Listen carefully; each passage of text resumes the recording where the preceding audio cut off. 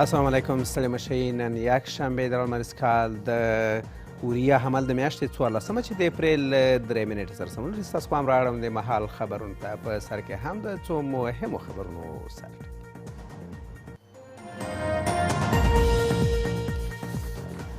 د کابل شهزاده سرای کې چاودنه. امنیتي مسؤلین د پیښې ټپیان 10 تنه ښیي، خو عام خلک بیا وایي چې تر 100 ډېر ټپیان شوي.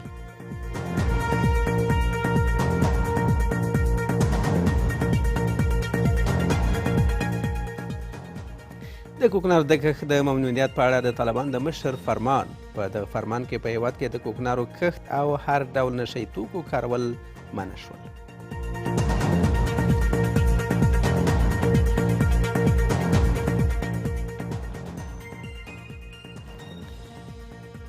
په هرات کې لوړو زده کړو ته د ځوانانو لیوالتیا. د پوهنتونونو ټولنه وایي د نوي سمستر د پیل په رانږدې کېدو سره لوړو زده کړو ته د ځوانانو شمیر لوړ شوی.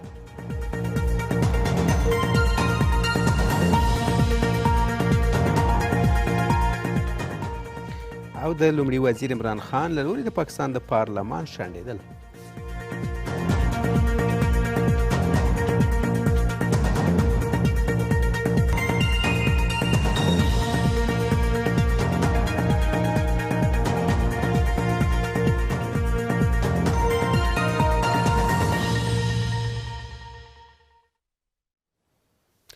دا هم بشپړ خبرونه. زه حمید صافی یم. په هیواد کې د بهرنیو پیسو د تبادلې ستر مرکز شهزاده سرای نن له غرمې د مخه د چاودنې شاهد و. امنیتي مسؤلین وایي چې دغه چاودنه د لاسي بم د غورځونې له کبله وه چې په پایله کې 10 تنه ټپیان شوي دي. خو ځینې شاهدان بیا وایي چې د 100 ډېر کسان په دغه چاودنې کې ټپیان شوي دي. د کابل پولیسو ویان وایي چې یو غله دغه لاسي بم د غلا په موخه هلته غورځولی و، خو هلته د غلا لپاره او دغه مرکز پیسې نه دي غلا شوي. د انځورونو له چاودنې وروسته او د پیښې د ټپیانو د لیږد لپاره د خلکو ویریدونکې شیبې ښیي.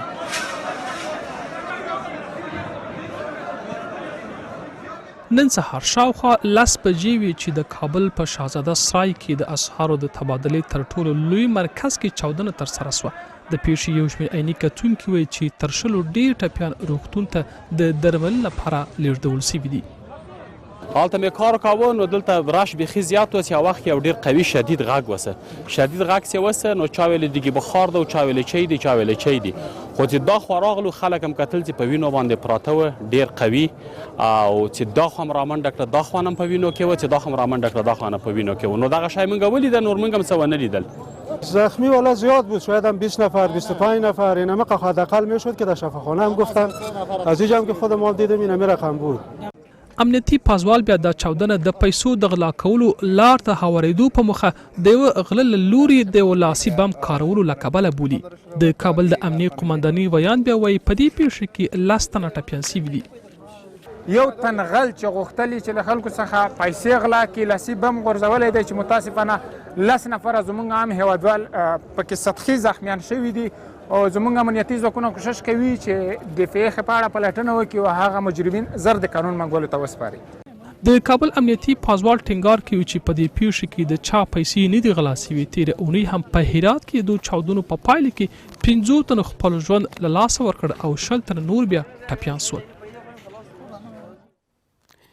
د اسلامي امارات رهبر په یو نوي فرمان کې په هیواد کې د کوکنارو کښت منع اعلان کړ. ملا هبت الله اخندزاده په دغه پیغام کې ویلي چې له دې وروسته د مخدره توکو تولید او قاچاق او له هر ډول نشهیي توکو ګټنه ممنوع ده او سرغړونې په صورت کې به د شریعت او قانون پر بنسټ سزا ورکړل شي. د اسلامي امارات چارواکي له نړیوال ټولنې غواړي ترڅو د کوکنارو د بدیل کښت په برخه کې له کابل سره همکاري وکړي.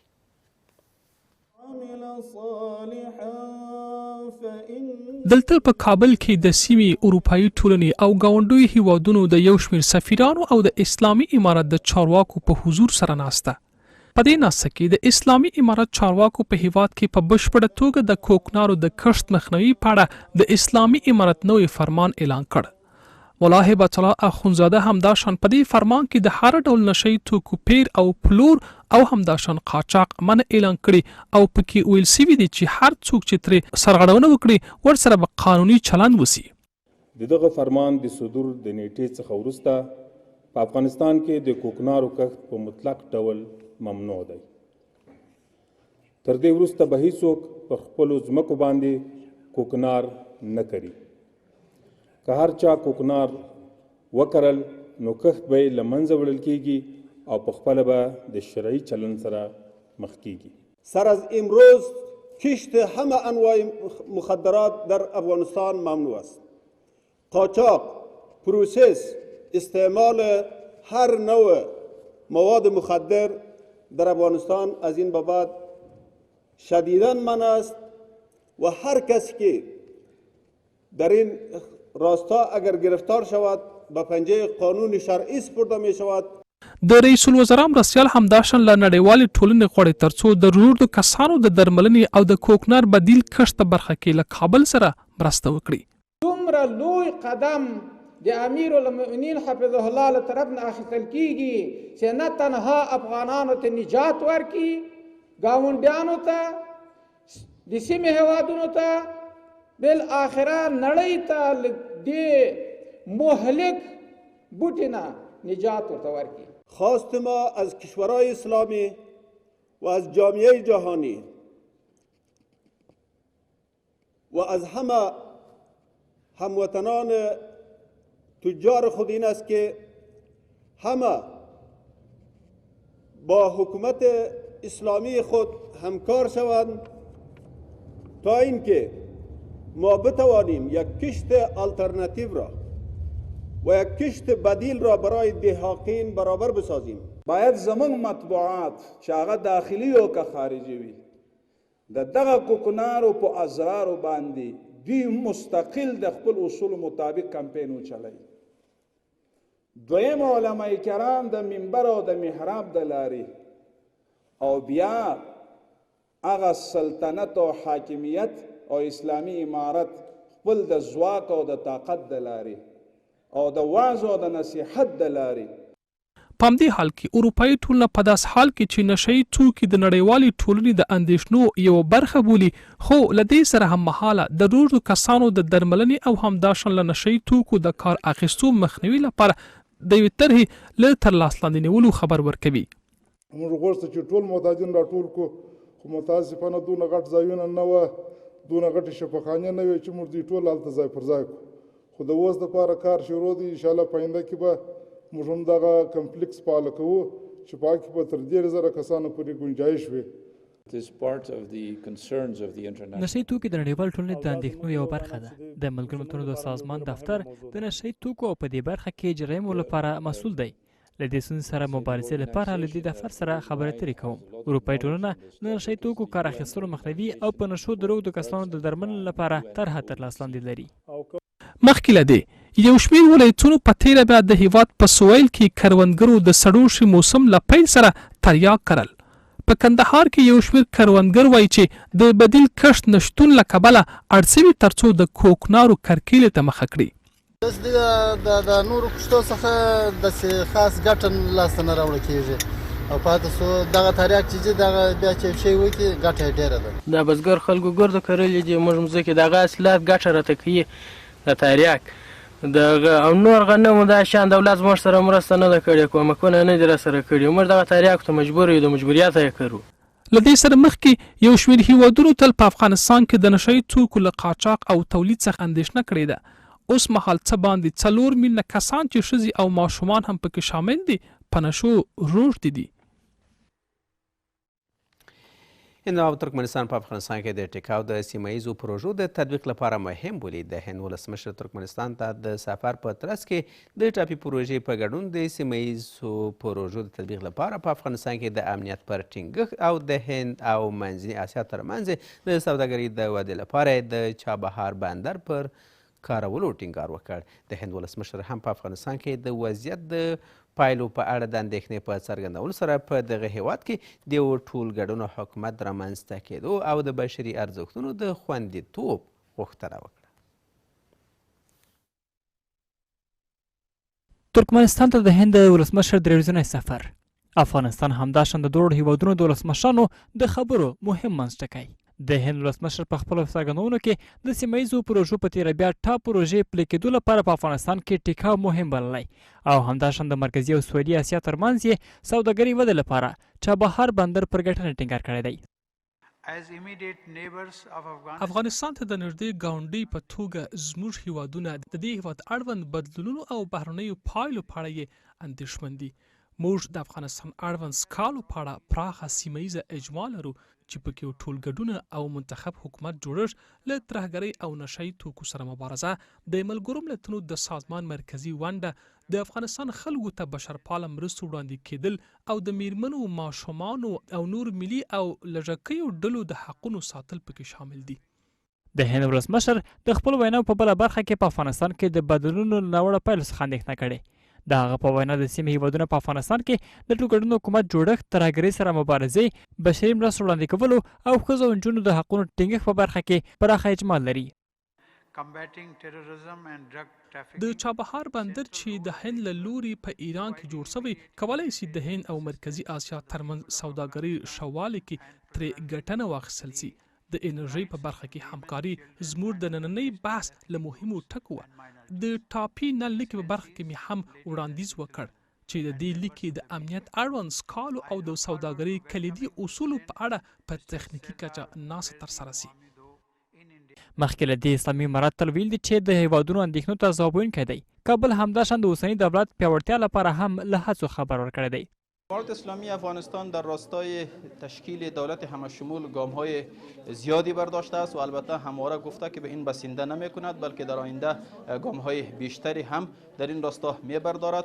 د ټولګډون حکومت جوړښت، د بشري حقوقو ټینګښت، ترهګرۍ سره مبارزه د اسلامي امارت په رسمیت پېژندنې لپاره د نړۍ له مهمو غوښتنو څخه دي. خو کابل بیا تل ویل دي چې نړۍ ته په خپلو ژمنو ولاړ دی. د هرات ولایت د پوهنتون ټولنه لوړ زده کړو ته د ځوانانو د لیوالتیا د ډېرښت خبر ورکوي.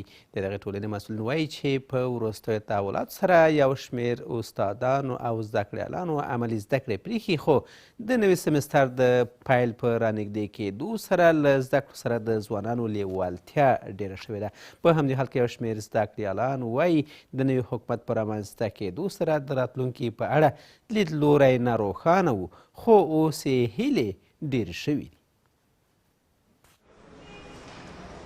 په هېواد کې زده کړو ته د ځوانانو د لیوالتیا له ډېرېدو خوښ بینئ. د هرات د خصوصي پوهنتونونو د ټولنې مسؤلین وایي له وروستیو بدلونونو سره یو شمېر زده کړیالان او استادان د هېواد راتلونکي ته ناهیلي او یو شمېر هم هېواد پرېښود. خو دمګړۍ د نوي سمسترونو له پیل سره زده کړو ته د زده کړیالانو لیوالتیا ډېره شوې ده.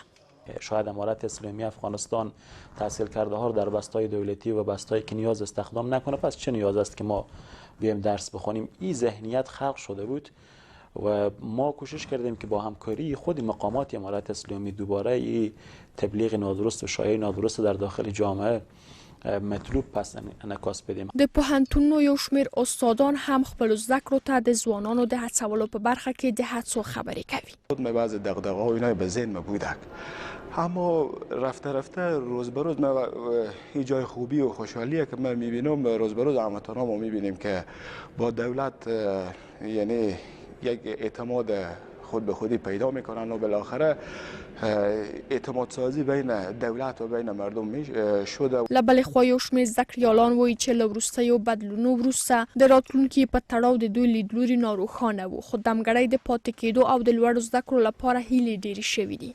چند روز میشه که لله الحمد پوهنتون‌ها به صورت گسترده در اکثریت ولایت افغانستان شروع به فعالیت کرده و امیدواری‌های بیشتر برای جوانان پیدا شده. برای امارت اسلامی می‌خواهیم که همین قسمی که الان پیش میرند کاملا امنیت برقرار داشته باشند، کاملا دانشگاه‌ها را زیر نظر داشته باشند. په همدې حال کې د هرات د اطلاعات او فرهنګ ریاست مسؤلین په هېواد کې د ښوونیزو زمینو د ودې لپاره له هڅو خبر ورکوي. مسئولین امارت اسلامی افغانستان، چه مسئولین مرکزی چه مسئولین محلی، شب و روز برای روحیه دادن، برای اطمینان دادن به جوانان خود در تلاش هستند و انشاءالله مطمئن باشند در کادرهای مختلف در بخش‌های مختلف، در نهادهای مختلف از طیف گسترده جوان انشالله استفاده می شود. د شمیرونو پر بنسټ دمګړی په هرات کې د لوړو زده کړو 9 خصوصي بنسټونه فعالیت لري چې په دې بنسټونو کې نږدې 9000 نجونې او هلکان په زده کړو بوخت دي. د نبیزاده مرستندوی بنسټ د تیرو کلونو په څیر د روژې مبارک په میاشت کې له بېوزلو کورنیو سره د مرستو لړۍ پیل کړه. دغه بنسټ مسؤلین وایي چې د تیرو کلونو په څیر دغه بنسټ د روژې مبارک د میاشتې له پیل راهیسې خپلې مرستې پیل کړي چې اړمن کورنۍ سره به د خوراکي او پخو خوړو مرستې لړۍ دوام وکړي. د روژې مبارک د میاشتې په 2مه ورځ 200 اړې کورنۍ د دغه بنسټ د مرستو تر پوښښ لاندې راوستل شوې.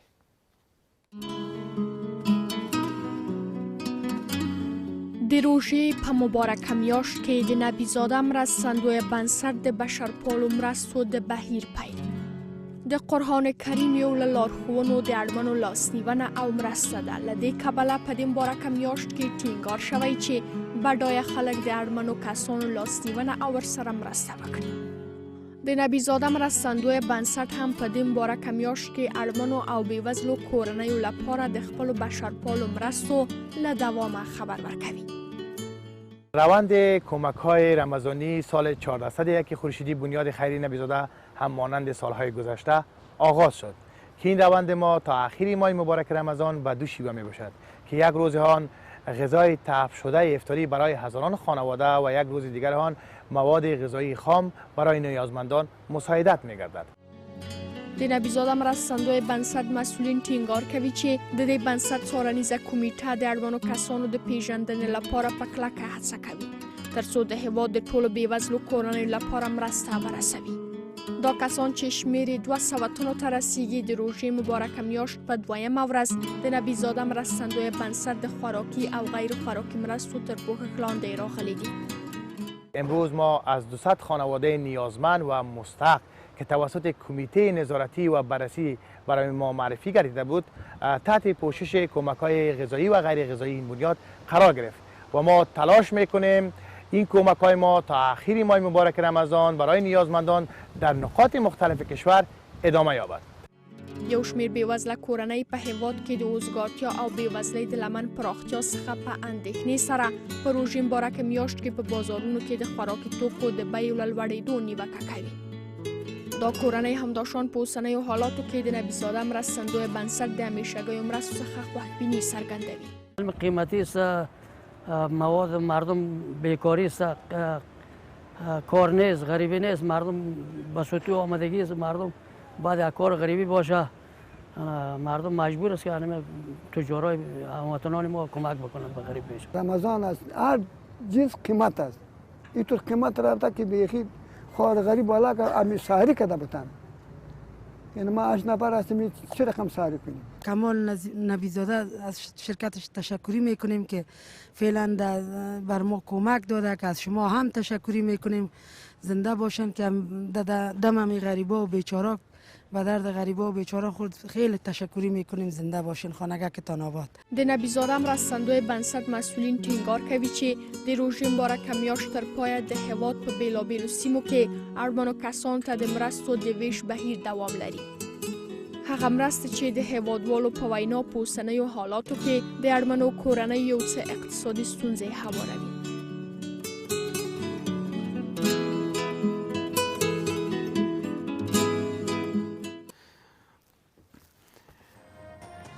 په پای کې همدغه سبا ورځ د هوا د حالاتو په وړاندوینې سره زموږ خبرې ټولګه په همدې ځای پای ته رسیږي. ښه دا و ودان اوسئ.